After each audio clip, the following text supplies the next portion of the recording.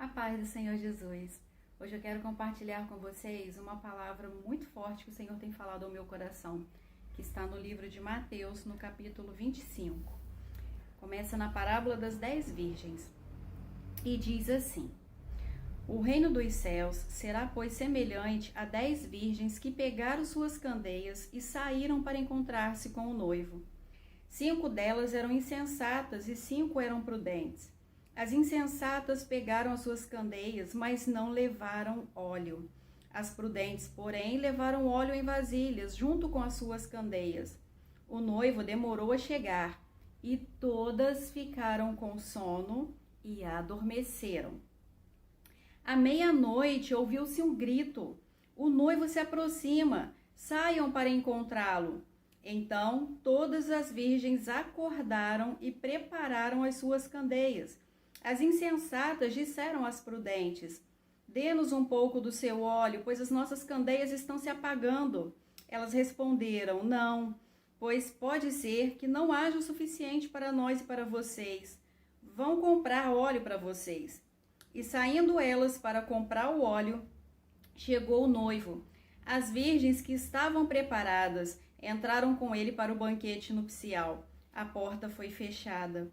Mais tarde vieram também as outras e disseram: Senhor, Senhor, abra a porta para nós. Mas ele respondeu: a verdade é que eu não as conheço. Portanto, vigiem, porque vocês não sabem o dia e nem a hora. E ainda continua com a parábola dos 10 talentos. E também será como um homem que, ao sair de viagem, chamou os seus servos e confiou-lhes os seus bens. A um deu 5 talentos, a outro 2 e a outro 1, a cada um de acordo com a sua capacidade. Em seguida, partiu de viagem. O que havia recebido 5 talentos saiu imediatamente e aplicou-os e ganhou mais 5. Também o que tinha 2 talentos ganhou mais 2. Mas o que tinha recebido 1 talento saiu, cavou um buraco no chão e escondeu o dinheiro do seu senhor. O que o Senhor tem falado comigo sobre essas passagens? São parábolas bem conhecidas das 10 virgens, dos talentos, mas dessa vez a palavra do Senhor ela se renova, né? Cada vez que a gente lê é muito incrível como que os nossos olhos despertam para coisas que a gente ainda não tinha percebido. E dessa vez, começando na parábola das virgens, eu quero ressaltar aqui, primeiro no versículo 5, o noivo demorou a chegar e todas ficaram com sono e adormeceram. Nós sabemos que a parábola das virgens fala da igreja, né? Somos nós, a noiva do Cordeiro. Não é a igreja e o mundo, é só a igreja. E aqui diz que a metade da igreja está preparada, a metade tem azeite, né? Em algumas versões diz assim, tem o óleo. E a metade está dispersa, está distraída, ainda não tem o óleo suficiente para manter suas lâmpadas acesas. Né? E aqui diz que o noivo demorou a chegar. Será que o Senhor Jesus está atrasado? Será que ele está passando da hora? Né? A palavra do Senhor nos diz que o Senhor é longânimo. E por isso, às vezes, o que a gente acha que é um atraso, que é uma demora, é só um tempo que o Senhor está dando para que todos se convertam, se arrependam, se voltem para Ele. Então, nessa demora do noivo, todas ficaram com sono e adormeceram. Mas, à meia-noite, se ouviu um grito: o noivo se aproxima, saiam para encontrá-lo. E aqui começa, né, o que o Senhor chamou minha atenção dessa vez. À meia-noite. Quando a palavra do Senhor fala conosco sobre noite, não é o horário do dia em que o sol se pôs e apareceu lua e as estrelas. A noite fala de um tempo de dificuldade, de um tempo de aflições, de um tempo em que a gente não consegue enxergar bem o que está acontecendo, né? Parece que amanhã se demora, o dia demora a clarear. E nós temos vivido esse tempo de noite em meio a essa pandemia.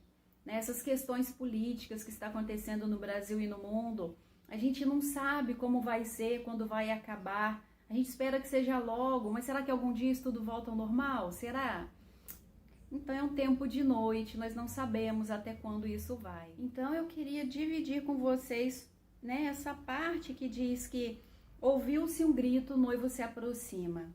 Eu creio que esse grito, né, são essas trombetas, são os alertas, os sinais que o Senhor Jesus tem deixado para nós.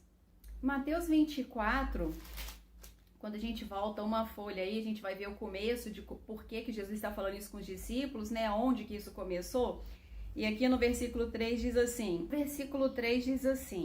tendo Jesus se assentado no Monte das Oliveiras, os discípulos dirigiram-se a ele em particular e disseram, dize-nos quando acontecerão essas coisas e qual será o sinal da tua vinda e do fim dos tempos.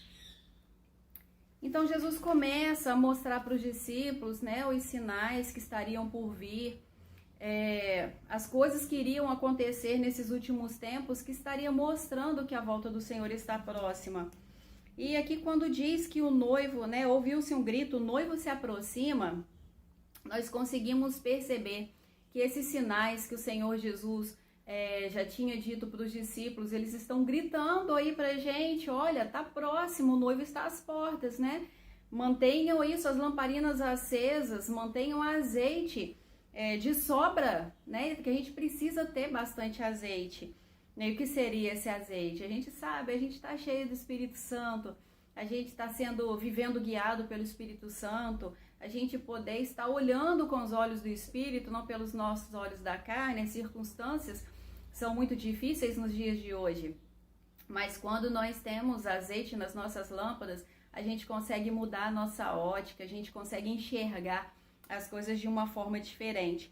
Então ouviu-se um grito, à meia-noite, estava no meio da noite, num tempo de dificuldade, num tempo, né, que vamos dizer, esse tempo de pandemia é um tempo de noite, pode ser agora. E aí, tá pronto? Sua lamparina tem azeite para você entrar pro banquete, pra festa nupcial? Pode ser agora. Saiam para encontrá-lo. Então todas as virgens acordaram, prepararam as suas candeias. Então elas acordam, o texto diz que elas acordam, as 10 acordam. As que têm o óleo e as que não têm o óleo, todas acordaram, elas estão percebendo, os gritos estão aí, né? Todas as 10 estão percebendo. Porém, as insensatas disseram às prudentes, dê-nos um pouco do seu óleo, pois as nossas candeias estão se apagando. E aí, como é que a gente faz para dar um pouco do nosso óleo? Será que a gente tem repartido um pouco do nosso óleo? Será que às vezes a gente deveria estar falando para essas pessoas, vão comprar o seu óleo? A gente não tem tirado um pouquinho do nosso e dividido? E isso de repente está trazendo um pouquinho de peso, um pouquinho de desânimo, um pouquinho de, sei lá, até pensar em, será que vale a pena? Acho que eu vou entregar tudo, vou ficar lá no banco quietinho, só esperando o noivo chegar. Que perigo, porque se ficar quietinho lá no banco, corre o risco de ficar sem azeite, vai ficar sem o óleo. Então, essas prudentes disseram não, elas não dividiram o óleo. Não, pois pode ser que não seja o suficiente para nós e para vocês. Vão comprar o óleo de vocês. Como que a gente compra esse óleo? Aonde vende esse óleo? Quanto custa esse óleo? Que preço eu preciso pagar por esse óleo? Daqui a pouquinho a gente vai voltar aqui. Mas, saindo estas para comprar o óleo, o noivo chegou. E as virgens que estavam preparadas entraram com ele para o banquete nupcial. E a porta foi fechada. O Senhor Jesus nos diz assim: aquele que entra por mim será salvo. Entrará, sairá e encontrará pastagem. Ele é a porta e a porta fechou. Não tem como entrar mais, não tem outra porta. A única porta foi fechada. O único acesso ao Pai foi fechado. E a gente sabe que junto com ele o Espírito Santo também está subindo. E as coisas aqui, se estão difíceis, vão ficar muito pior. Não queira ficar, não vai haver mais óleo depois que a porta se fechar. Mais tarde vieram também as outras e disseram: olha só, Senhor, Senhor, abra a porta para nós. Mas ele respondeu: em verdade, aqui diz, a verdade é que eu não as conheço. É a versão da NVI. Mas as versões Almeida, né, a gente já está acostumado, Jesus dizendo: em verdade vos digo que nunca vos conheci. Apartai-vos, aí já é outro texto que eu vou falar agora, apartai-vos de mim, vós que praticais a iniquidade. E é justamente sobre esse texto que eu quero falar agora. A gente volta aqui um pouquinho, Mateus 7, no versículo 21. Então disse Jesus: nem todo aquele que me diz Senhor, Senhor, entrará no reino dos céus, mas apenas aquele que faz a vontade de meu Pai que está nos céus. Muitos me dirão naquele dia: Senhor, Senhor, não profetizamos no teu nome? Em teu nome não expulsamos demônios e não realizamos muitos milagres? Então eu lhes direi claramente: nunca os conheci. Afastem-se de mim, vocês que praticam o mal. Então, olha só, é muito forte, né? Jesus diz aqui, deixa bem claro, que nem todo aquele que diz Senhor, Senhor, entrará no reino dos céus. A gente vê aqui essas virgens, essas 5, né? Chamando Senhor, Senhor, abra a porta para nós. Ou seja, a gente foi lá, comprou azeite, mas era tarde, elas decidiram agir tarde demais. Queridos, o que eu quero compartilhar com vocês aqui, diante dessa palavra? O tempo é agora. A gente precisa comprar o azeite agora, comprar o óleo, né, dependendo da versão, é agora.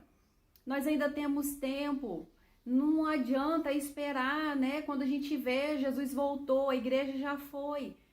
Acabou o tempo. Vai ficar mais difícil, quase que impossível de se conseguir. Porque com o Espírito Santo aqui, muitos estão adormecendo, estão se distraindo e não estão fazendo o que tem que ser feito. Imagine quando o Espírito Santo se for, ele se retirar junto com a igreja. Vai ficar muito mais difícil. Não queira deixar para depois que a igreja já não estiver mais aqui. Vai comprar o seu azeite agora. Nós precisamos, nessa última hora, abastecer as nossas lamparinas e a gente comprar esse óleo. E agora eu vou te falar como que a gente compra esse óleo. A parábola dos talentos. E também será como um homem que, ao sair de viagem, chamou os seus servos e confiou-lhe os seus bens. Olha só. Ele entregou 5 talentos para uma pessoa.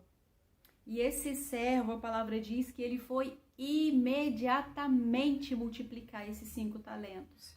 E ele ganhou mais 5. O que ganhou 2, ganhou mais 2. E o que recebeu só 1, enterrou. Por quê?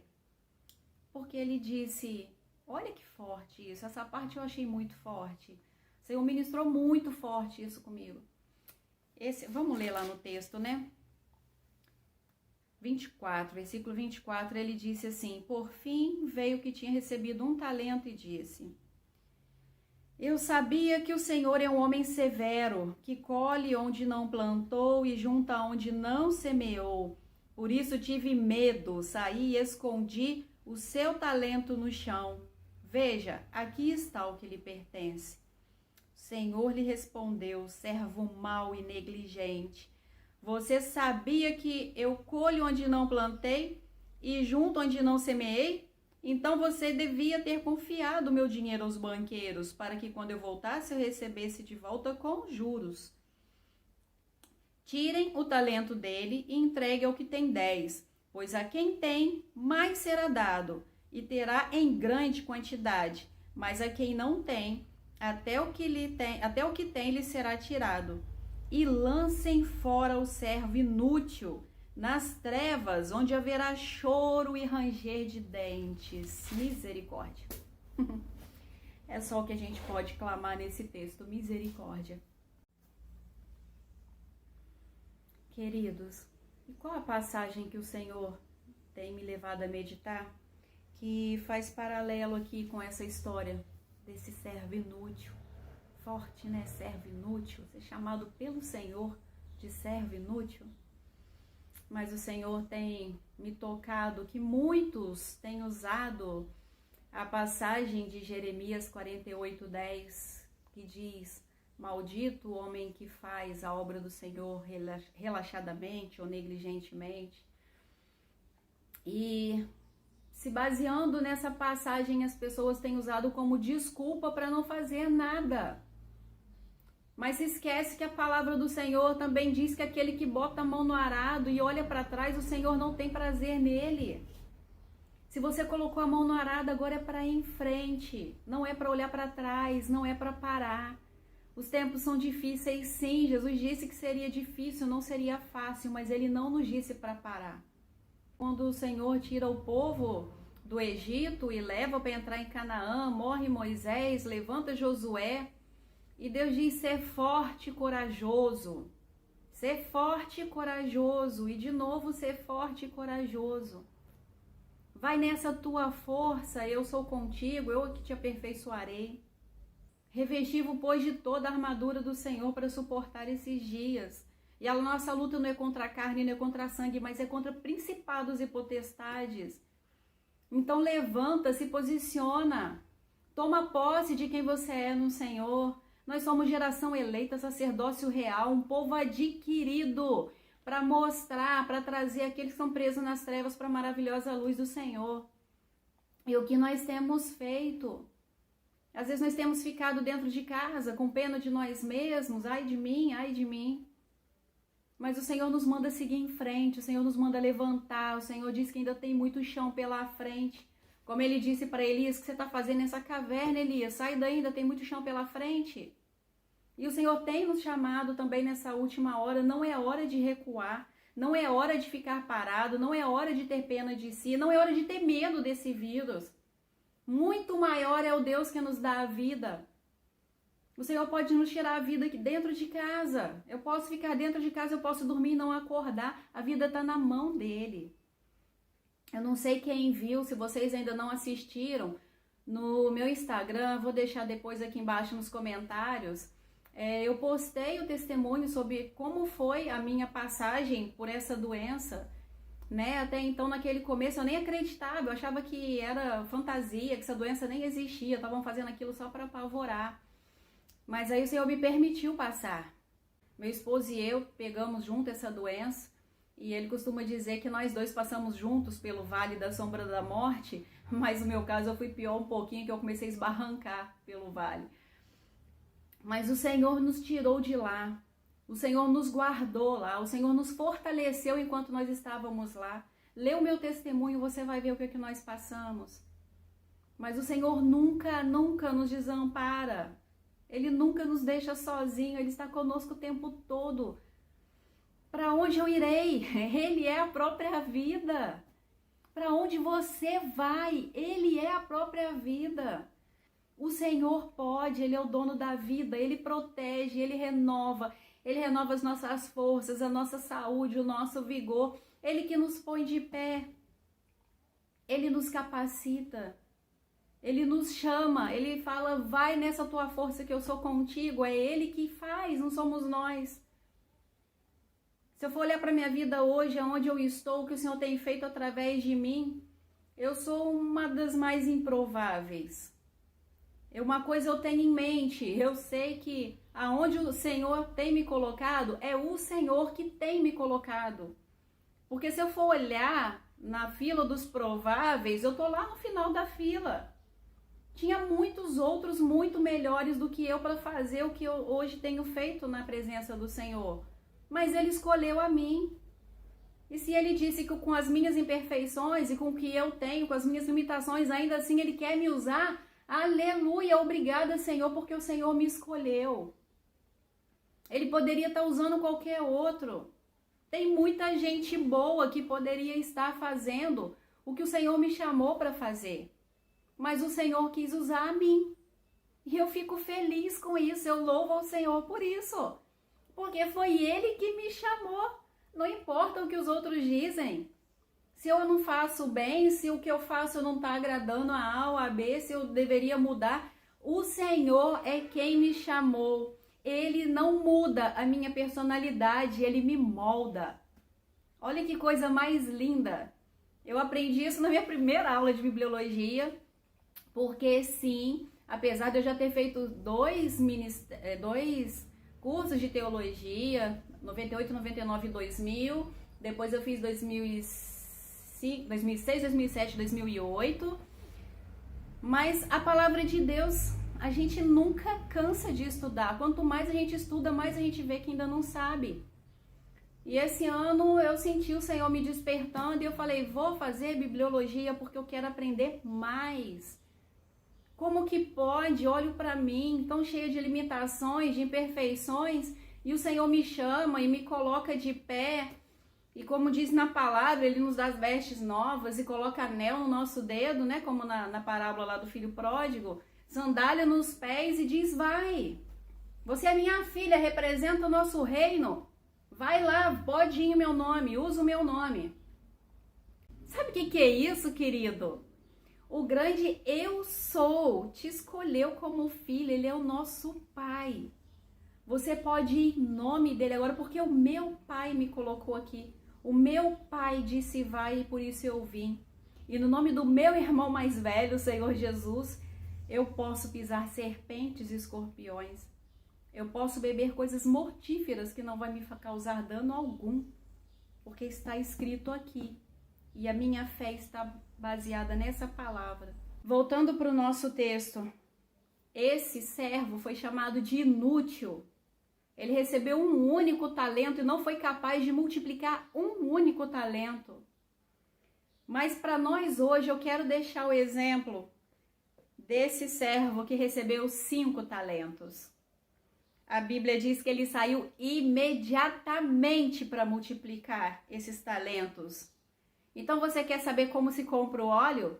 Quanto custa? Aonde vende? Vai multiplicar os seus talentos e você vai receber óleo, muito óleo. Sabe por quê? Porque quando a gente está trabalhando, fazendo a obra do Pai, fazendo a vontade do Pai, o óleo está sendo derramado sobre a nossa cabeça. E a luz do Senhor, ela brilha em nós. Nós somos sal da terra e luz do mundo.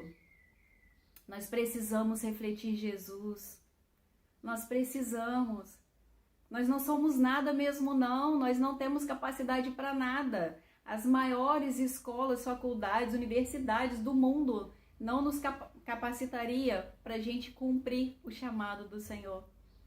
Mas Ele não escolheu nada disso. Ele olhou para mim e para você e disse, vocês são meus filhos e em meu nome eu digo, levanta e vai. E aí, você vai continuar parado? Não fica não. Vai comprar o seu óleo, ainda dá tempo. Os gritos já estão aí, o noivo está próximo. E aí? Seja elogiado como um servo bom e fiel.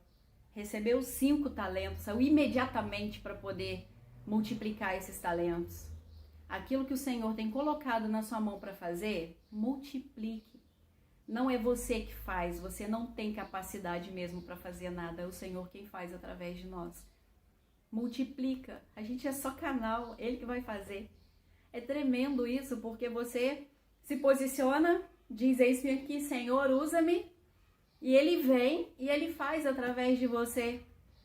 E Ele ainda deixa, né, a gente se sentir assim, puxa, eu ajudei alguém. Né? Na verdade, a gente só foi canal, é o Senhor quem faz tudo.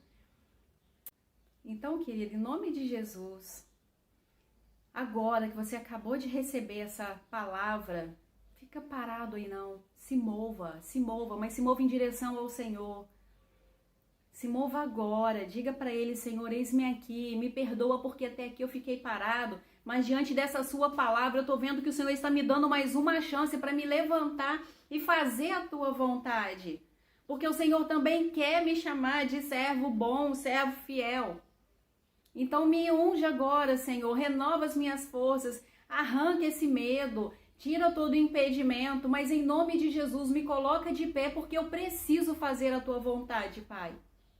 Seja feita a tua vontade, assim na terra como no céu, e principalmente na minha vida, em nome de Jesus. Faça essa oração aí, querido. Vamos orar? Pai, essa é a tua palavra. Nós estamos aqui, Senhor, diante dela, porque acreditamos que ela é o Senhor falando conosco.